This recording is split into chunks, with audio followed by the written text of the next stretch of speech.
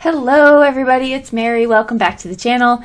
I am super excited about this video because I am going to talk about something that I do spend money on because I am known to be a cheap chicken, and I am always sharing my money savings tips, which I love and I will not stop doing. But I did want to talk about something that is worth the money for me, and I actually have a whole video planned for the stuff that I'll actually spend money on. And Catherine Puller inks are one of them. So here I am showing you some of the things that are being released with the May collection. This pattern paper is awesome. I did not use it in my creation of these 5 cards today because I wanted to focus on what the ink does specifically. So I'm showing you that real quick, and then I'm going to show you here are the 4 new ink colors. I believe these are from the Spa collection, and so they are a lot of fun. They're going to be primary what we use today. This set right here is too sweet. It's so pretty. Got little flowers on your ocean life. It's just adorable.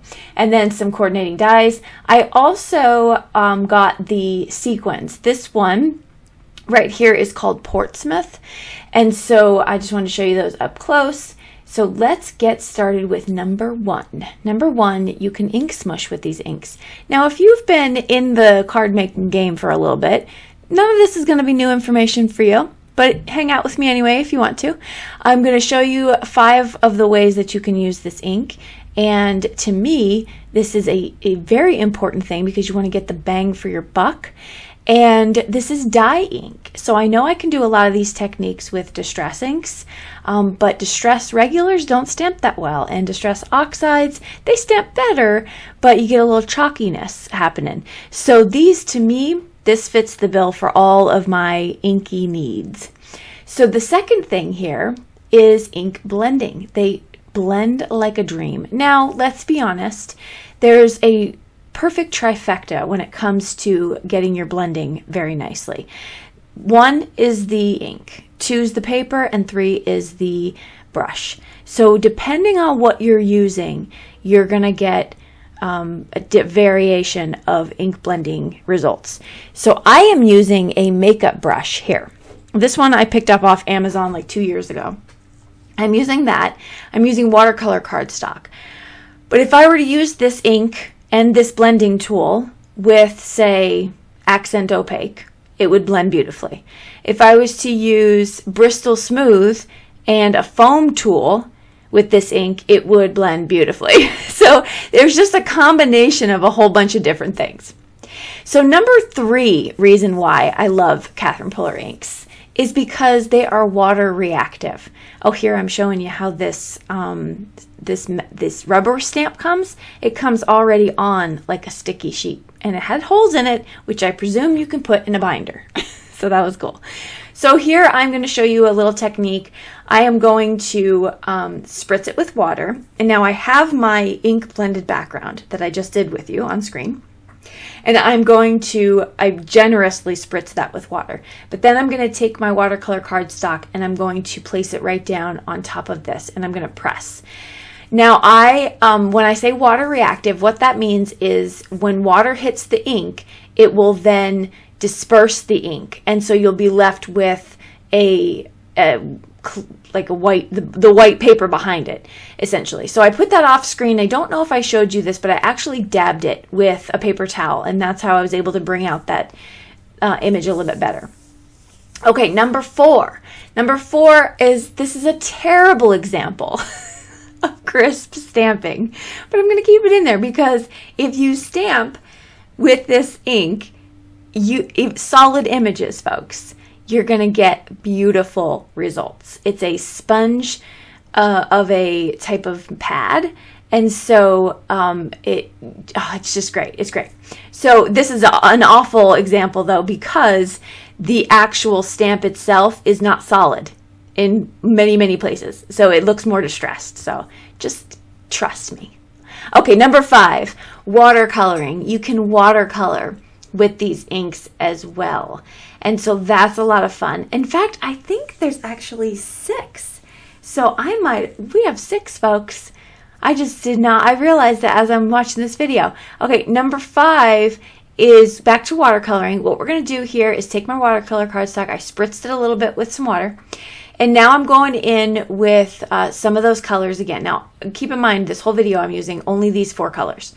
And you can see the variety of images or backgrounds you're going to be able to make just with the same 4 colors and using a little bit of a different technique. So I get this beautiful soft wash of watercolor. Now you can heat set that, you can let it air dry, and then you can come back for some more. I did not. I kept this very light. I really liked the way that that looked. And I am going to try to heat set this with my Ranger heat tool here. It's a lot lower setting than a regular embossing. Now this is a bonus technique. You can take these inks direct to paper, but you can do that with pretty much any ink, right? So it's not that exciting, but I kept it in. I'm going to use the 2 green colors. And so I'm just going back and forth. And when I did this, I was like, that's interesting. But when I started to put the card together, that's where I really thought, yeah, this is kind of a cute little background here. It's not, I don't know if you'd call this clean and simple, but it's simple, that's for sure. I'm going to spritz that with water, and then I'm going to take a paper towel and I'm going to dab it up because I want to get those little water splatters. I think they're so fun. So we're going to do that. Now I recommend using clean paper towels when you're doing this, because if you are using the old ones that were picking up other colors, you're going to transfer those colors back onto your project. So keep that in mind. So here are my backgrounds so far. The one with the stamped image right here on the lower right, I'm actually going to go back in and cover that with the other blues, and I'm going to make it more of a shadowy look. You'll see that later on in this video.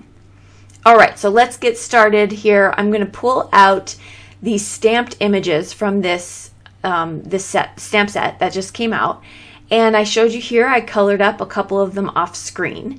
And so that's a lot of fun. Now the reasons why I love this ink, quote unquote, is kind of over. So for the rest of this video, I'm going to be coloring, I'm going to be chatting, and then I'm going to put the cards together and show you a couple fun ways to embellish. So hang out with me if you want to. If you want to skip the coloring, you can head to 1024, and that will take you there, and you can just kind of see how the cards come out in the end. But if you stay with me, we're going to be chatting it up because I'm going to give you a couple life updates and we're going to talk about some things. So I'm using Ohuhu markers. I'm using Accent Opaque 80 pound cardstock, and these are the brush tip markers from Ohuhu. If you are new to my channel, welcome, but also know that I do color charts for these markers and quite a few other brands. That's over on my Etsy shop. It's linked below. So if you want to find an easy way to figure out what colors actually blend together, you can do that. Head over there, pick it up, and it makes life so much easier when you're coloring with these markers. Okay, so I'm just going to go through, and the caps are going to be on the screen. I'm not going to color all the images, just a few I kept in here for the video. So let's see, what can I update you on? Well, I am feeling pretty good lately. I don't necessarily talk too much about this on my YouTube channel, not because I don't want to, but because every time I sit in front of this microphone, I feel like I'm talking to all of you, and that really gets me excited and I'm happy. And so I really don't, it's kind of like my escape, and so I don't really bring up some of the things that I've kind of gone through the last 18 months. But in the spirit of Mental Health Awareness Month, which should be every month, but it is this month in May, and the fact that I work in a resiliency office for the Air Force, I wanted to share with you that over the last 18 months, I have been going through a lot of difficulties. There's a lot of depth to what has kind of the things that I've gone through, and of course the pandemic did not ease these issues. It made him, probably exasperated him quite a bit, but in the short of it, I had been neglecting a lot of my mental health for probably 10 years total, but really badly over the last 2 years. And so about 18 months ago, I realized that I know better, I need to do better. So I sought some help, and I started going to therapy, and I got put on medication. And so it was all very, very new to me. I've never sought out mental health treatment. I've never been on medications for anything but like a surgery, so temporary. And so it was a very new experience for me, but I have to tell you, it's really helped me figure out what it is that's going to be necessary for me to be better. I'm not going to say that the medication and the therapy was the end all be all, but a combination of that allowed me to realize that I was a priority, take care of myself, focus on me and what I had been going through, and then really kind of decide what's next for me. What are my next steps? So real quick, back to the card here. I am just going to cut out what looks like sand, just freehand, no dyes or anything. I recommend long scissors to do this so you can keep your movements very smooth. So I'm going to place those down, and then I'm going to use some pearl embossing paste. And I tell you what, if this doesn't make it look like realistic surf, I don't know what would. Except real surf. So that's what I'm going to do here. Then you'll just start seeing me kind of put those cards together. I'm using liquid adhesive and foam tape to put the cards together. So that was really what helped me figure out what is it that I wanted to do next. And so during that, it's been almost a year now, I want to say, for me in treatment, and it's been really, really great. So about the last 3 months is 2 months, I'd say 2 months, I really started to change my mindset. And a couple things happened that kind of launched me into that. One, I watched the movie The Secret on Netflix. Highly recommend, because really it's all about mindset. And so I really deliberately and intentionally focused on, I wrote down a vision, I'm going to do a vision board, I read my why, like all of those things have helped me. And then because I was able to kind of start feeling better internally, I realized that I had more motivation to do things like take care of my physical health. So I started eating better, and I started working out. I became a wellness coach. So now I help other people on their journey. And so it's just been really, really great. And now it's not all perfect, all rainbows and butterflies every day. Today's Monday. Yeah, so yesterday I had a kind of a rough day. Anxiety crept its way back in, but I said, you know what? Tomorrow's a new day. The sun comes up every single day. So that is a fresh start. And so, here I'm picking out stencils, and this is how I organize my stencil book, and it is a game changer. Let me just tell you that, because now they're all in one place. I see them all. I have them labeled. Life is good. Okay, back to my story. So yeah, I became a wellness coach, and it's just so great. Like the fact that I every day. And I became a planner. You better stop it. I never, ever thought I would become a planner. I always said about planning, like, who has the time to fancy up a planner book? I have to actually do the things that I write down in that book. So I don't have time for that. But I'm going to tell you, for me, it has changed everything for me. And I'm going to do a video on it because I really think it was like a lifesaver. I made my own. I kind of did a hybrid planner.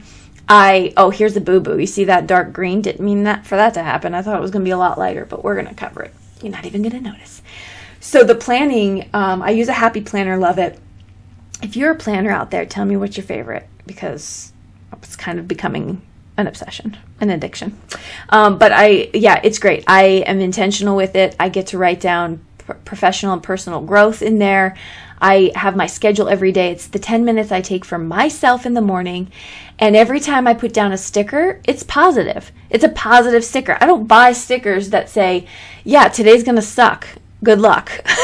No, they all say, like, you got this, kill it, you're going to be great, all that, right? So I get to see those affirmations every single day, and it is just incredible. So planning is another thing that has helped me. But I'm getting in shape. I just finished a 3-week program through Beachbody, and it was amazing. And I'm down like 11 pounds, and the weight's falling off because I am not as stressed anymore. So when I was really stressed out, I would hold on to that weight. I know my body was like, listen, you're in just chaos right now. So I'm just going to hold on to this little cushion. And just in case we need it, that's what I feel like my body was doing. But now I'm so much less stressed. So if you want to hear more about that journey, I try to post it over on my Instagram to share, because I just want everybody to feel better like I'm feeling better. And I want you to take care of you, put you first, because then you can take care of all the other things. But you got to put you first. It's not selfish. So that is my PSA for the day. If you want to join me on my journey, let me know in the comment section. We'll connect. Definitely, I am all about it. I want to get people results that they want, and this business is so much more than just fitness. There's so much more. I mean, my coach and I, we are very, very intentional. Okay, so too excited about that. Moving on. Let's go back to card making. If you don't care about anything I just said, I do apologize. But I did warn you. So, all right, let's go back to the cards. So I'm making a shaker card here. I had to. I got the sequence and it just spoke to me. So first thing I'm going to do though, because I want that inlay, is I'm going to use the outside as sort of a template. This die I used, I think, was one of Catherine Puller's first stamp of approval packages. And it came in there, and I still have it. So I've been a Catherine Puller fan for a very long time. So ever since she launched her own business, I've been right there with her. So, all right, I'm going to put my acetate over this. And then I am going to double up my foam tape here. So I'm using this foam tape. I want to say this is 1/8 of an inch from, is it 1/8 of an inch or 1/4 inch? What does that look like to you all? I don't remember. But anyway, it's from scrapbook.com, and I'm going to put 2 layers of it. Now, you'll see me do that here, and I kind of cut through this because you don't need to see me laying down foam tape. But I'm going to share a pro tip with you. Get a anti-static powder tool or something. Even I think it's like baking powder or just regular talcum powder. And you could just put a little bit of that inside the square or the rectangle there on the right hand side by the foam, and that will keep the sequence from sticking to your foam, and it'll move around. Now I have this little spoon here. I'm spooning out both Romance sequence and the Portsmouth. If I'm saying that wrong, I apologize. Both of those sequence packs I'm going to pour in there. That's my pro tip right there. Get that powder right on the inside, because I don't like it when my sequins stick to the side. Then I am going to peel it off. Oh, I added more because I did do a double layer, and I felt like I could be really generous with the sequins. So I just kept going. You ever put your sequins together and it's never enough? Like it's not enough, or you do too much? There's a sweet spot, and I think I got it with this card. So I'm going to lay that down. Of course, I have to get my head all the way over there, and I'm going to lay this down, keep my fingers crossed, because once it's stuck, there's no going back. And there we have it. So now I'm going to take some of those images that I die cut with the coordinating dies, and I am going to just go ahead and put my cards together. Now for the sentiments, I am going to do some bubble cutting. That's what I call when you cut out the sentiment around the letters. It almost looks like a die cut. And then I'm just showing you kind of how I'm putting them together and which sentiments are going with which. So there's one in here. It says, in low or high tide, I'll be by your side. And I love that sentiment. It's encouraging. It lets you know it's okay not to be okay. And it hopefully will lift someone up. So that is what those are the sentiments that I'm going to choose. There was another one that said, swimming by to say hello. And then my love for you is oceans deep, I think it is. Hold on, let me grab it. I have it right here. Yeah, my love for you is ocean deep. So I'm going to use some cloud drops for the pearl. And then I'm just going to use the Stardust Stickles. This Stardust Stickles dries kind of clear, but with the prettiest glitter accent. I thought with the way that these images were drawn and with the flowers on them, it just, I had to add all the glitter and sparkle to pretty much everything. Even the coral wreath right there. Even that got some glitter. So the fish, all of it. So I just added glitter to everything. It was a lot of fun. I am a huge Stickles fan, and I have been asked the question, when do I opt for Stickles over Nuvo drops or the Pops of Color from scrapbook.com? And I opt for Stickles when I want to cover sort of either use it as highlights or cover certain parts of an image. But if I want perfect drops, I'm going to go for my Pops of Color because they're going to make really good circle enamel drops. Stickles does not so much do that. It almost dries flatter. And that's the whole purpose of what I'm doing right here, is sort of drawing in that glitter onto it. Now you can use a glitter pen, that's fine. You can use glitter embossing paste or powder. But the downside to this is it takes a little bit to dry, but I thought it was worth it because they look so pretty. Hopefully you can see them in the still photos that are going to be coming up here in a second. So that is the end of all my cards. Thank you so much for stopping by and for walking through not only my 5 top reasons why I love Catherine Polar inks, and I have every single one of them, that and Distress Oxide, the only 2 sets I own. I have no need to compare or do anything else because they're just amazing. So thanks again, and thanks for listening to me babble on about my life and all my updates, and I hope that all of you are doing well. I would love to connect with you on other social media platforms, so you'll see my Linktree link below, and also my Amazon shop where I have all of my money savings and favorite items. I will catch you all in the comments below and in the next video. Bye-bye.